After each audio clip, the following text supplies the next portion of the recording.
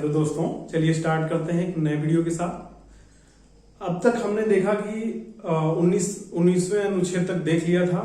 अब मौलिक अधिकार के भाग 2 के बारे में हम देखते हैं। मौलिक अधिकार बेसिकली हमारा यूएसए से लिया गया है, जो कि 12 से 35 तक तैयारी करता है। सो चलिए स्टार्ट करते हैं, देखते हैं पहला अनुच्छेद क्या कहता है। पहला अनुच्छेद है हमारा 19A।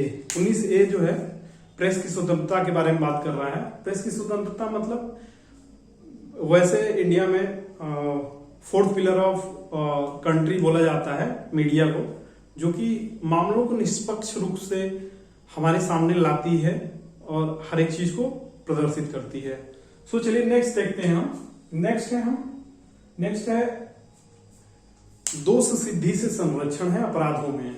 इसका क्या मतलब है दोस्तों, चलिए देखते हैं। इसमें जैसे मान लीजिए कोई व्यक्ति है, एक्स नाम का व्यक्ति है, कोई अपराध कर देता है, तो उसे एक ही अपराध के लिए केवल एक बार सजा दिया जाएगा। ऐसा नहीं कि बार बार संशोधन होते रहे और बार बार उसको सजा मिलता रहे।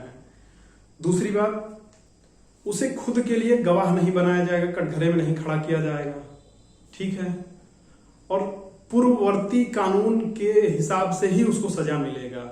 जैसे मान लीजिए कोई अपराध किया, जैसे उसने आज अपराध किया और उस अपराध के लिए आज सजा 2 साल है, तो आने वाले 3 साल बाद उस केस का निर्णय आता है, उस समय संशोधित होकर उस अपराध के लिए सजा 5 साल हो जाती है, तो उसे सजा पूर्ववर्ती वाले हिसाब से यानी 2 साल का ही सजा दिया जाएगा। नेक्स्ट चलिए देखते हैं। नेक्स्ट है हमारा प्राण एवं दैहिक स्वतंत्रता का अधिकार, protection of life and personal liberty. इसमें क्या है, ये राज्य का ये अधिकार है, राज्य का ये कर्तव्य बनता है कि वो आपको जो बेसिक चीजें हैं, जैसे सरवाइव करने के लिए एनवायरनमेंट से रिलेटेड है या फिर जो भी है, उन सब व्यवस्थाओं को आपको प्रोवाइड करें। इसके लिए जो एक एनजीटी नेशनल ग्रीन ट्रिब्यूनल एक संस्थान है जो 2010 में बनी थी, राष्ट्रीय हरित प्राधिकरण जो है उसका नाम है, इसको भी आप ध्यान रखेंगे, ये एनवायरनमेंट से रिलेटेड है। नेक्स्ट है हमारा अनुच्छेद 21A। अनुच्छेद 21A क्या कहता है? अनुच्छेद 21A क्या कहता है कि 6 से 14 साल तक के बच्चों को फ्री एजुकेशन प्रोवाइड कराना, ये 6 से 14 साल के बच्चों का ये मूल अधिकार है। और इसे संशोधित करके 86वें संविधान संशोधन के तहत इसको 2002 में लाया गया था। ये मूल जो है, मूल भाग नहीं है हमारे मौलिक अधिकार का। सो नेक्स्ट देखते हैं हम। नेक्स्ट है हमारा अनुच्छेद 22। अनुच्छेद 22 क्या कहता है? जैसे होता है कि अपराध के लिए किसी व्यक्ति को गिरफ्तार कर लिया जाता है। जैसे किसी व्यक्ति को गिरफ्तार, जैसे पुलिस क्या करती है, किसी व्यक्ति को उठा लेती है, ऐसे ही रैंडमली उठा लेती है उसे शक के बिना पे, तो उसका क्या अधिकार बनता है उस व्यक्ति का कि उसे बताया जाए कि उसे किस चीज के लिए उठाया गया है। दूसरा, उसे 24 घंटे के अंदर मजिस्ट्रेट के सामने पेश किया जाए। और तीसरी बात यह है कि उसे मनपसंद अपने वकील को करने का अधिकार है इस मैटर में। सो नेक्स्ट देखते हैं हम। नेक्स्ट है हमारा शोषण के विरुद्ध अधिकार। शोषण के विरुद्ध अधिकार, राइट अगेंस्ट एक्सप्लॉयटेशन। इसमें हमारा अनुच्छेद 23 और 24 आते हैं, जिसमें क्या कहता है, अनुच्छेद 23 में क्या कहता है कि मानव के दुर्व्यवहार और बलात् श्रम पे निषेध है। इसमें इसका मतलब क्या है? दुर्व्यवहार मतलब ह्यूमन ट्रैफिकिंग। जैसे क्या होता है कि आप सुनने में आता है कि किसी देश से महिलाओं को या आदमियों को जबरदस्ती ले जाया जाता है अन्य कंट्रीज जो है, प्रोस्टिट्यूशन या फिर किसी अन्य चीजों के लिए, तो ये इसमें आता है। नेक्स्ट इसमें जो है बलात् श्रम। बलात् श्रम क्या होता है कि जैसे कि जबरदस्ती किसी से काम करवाना। जैसे आप लोगों ने दशरथ मांझी की मूवी देखी होगी, जब तक तोड़ेंगे नहीं तब तक छोड़ेंगे नहीं, जिसमें क्या है, नवाजुद्दीन सिद्दीकी का पिता एक ओनर था, उसी के यहाँ काम करता था और अपने जो है ऋण को चुका नहीं पाता है, तो वो अपने बेटे को ले जाता है और कहता है कि मैंने ऋण नहीं चुकाया मालिक, मेरा बेटा ऋण चुकाएगा। तो ये क्या है? बलात् श्रम है, उस मालिक के द्वारा जबरदस्ती उससे काम थोपा जाता है।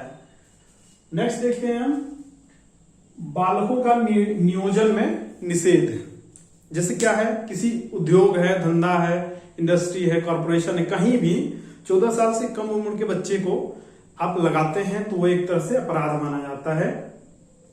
जैसे आप लोगों ने सुना होगा, नोबेल पीस प्राइज मिला था कैलाश सत्यार्थी और मलाला यूसुफजई को 2014 में, जिन्होंने करीब 1 लाख से भी ज्यादा बच्चों को बचाया था चाइल्ड लेबर से, वो इसी में आता है। नेक्स्ट देखते हैं हम, धार्मिक स्वतंत्रता का अधिकार जो है 25 से 28 के बीच में आता है, 25 से 28 से वैरी करता है। चलिए देखते हैं इसमें अनुच्छेद 25 क्या कहता है। अनुच्छेद 25 कहता है धर्म को, किसी भी धर्म को मानने का, आचरण करने का और प्रसार करने का हमको पूरा अधिकार है। इसका क्या मतलब है, जैसे पहले के जमाने में आप लोगों ने सुना होगा कि बुद्ध के जो पुत्र थे राहुल और जो उनकी बेटी थी संघमित्रा, वो क्या किए कि बौद्ध धर्म के प्रचार के लिए श्रीलंका गए थे और अन्य कंट्री, चाइना, तमाम जगह बौद्ध धर्म का प्रचार प्रसार हुआ था तब के समय में। तो ये जो है ये हमारे अनुच्छेद 25 में आता है। वो हम आज भी अपने देश के अंदर, देश के बाहर किसी भी धर्म का प्रचार प्रसार कर सकते हैं, कोई रोक टोक नहीं है इसमें। नेक्स्ट है हमारा अनुच्छेद 26। अनुच्छेद 26 क्या कहता है, धार्मिक कार्यों का प्रबंधन। जैसे इसमें क्या है कि कोई भी संस्था है, संस्था बन जाती है, संस्थान बन जाता है, पैसा इकट्ठा करता है और उस धर्म में धर्म को बूस्ट करने के लिए, प्रमोट करने के लिए पैसे लगाता है, बिल्डिंग बना, इंफ्रास्ट्रक्चर डेवलप करता है, तमाम चीजें इसमें आती हैं। नेक्स्ट है हमारा अनुच्छेद 27 है। जैसे क्या है कि कोई भी राज्य जो है, मतलब राज्य जो है किसी भी व्यक्ति को धार्मिक चीजों के लिए कर देने के लिए बाध्य नहीं कर सकती। इसका क्या मतलब है दोस्तों, जैसे मान लीजिए हम लोग देखते हैं कि गांव में बाबा लोग आते हैं कि मंदिर बनवाना है, मस्जिद बनवाना है, पैसे मांगते हैं लोग दान के तौर पे। तो उसमें क्या करते हैं हम लोग अपनी इच्छा से, वॉलंटरी अगर आपकी इच्छा है तो आप दे दीजिए, अन्यथा उनको मना कर दीजिए, ये आपका अधिकार है। जैसे अधिकार के तौर पे ये भी हो गया, ये किसी इंडिविजुअल और राज्य दोनों पे लागू होता है। नेक्स्ट देखते हैं हम, नेक्स्ट है हमारा अनुच्छेद 28। राज्य द्वारा वित्त पोषित संस्थानों में किसी भी धर्म का जो है शिक्षा देना जो है उस पर निषेध है। जैसे मान लीजिए हमारा कोई प्राइमरी स्कूल है, सेकेंडरी स्कूल है, इंटरमीडिएट कॉलेज, डिग्री कॉलेज जो भी है, उन्हें गवर्नमेंट के द्वारा फंडिंग मिलती है, ठीक है। और जैसे उन संस्थानों में किसी पर्टिकुलर धर्म, चाहे हिंदू धर्म हो, मुस्लिम हो, सिख, ईसाई, किसी पर्टिकुलर धर्म का एजुकेशन नहीं दिया जा सकता है। तो ये था अब तक का दोस्तों। आप लोग विशेष ध्यान रखने में ये रखेंगे, विशेष ध्यान इस पे विशेष ध्यान रखेंगे और इस पे भी ध्यान रखेंगे, विशेष ये भी ध्यान रखेंगे। सो अब तक के लिए बस इतना है दोस्तों। चलिए, धन्यवाद।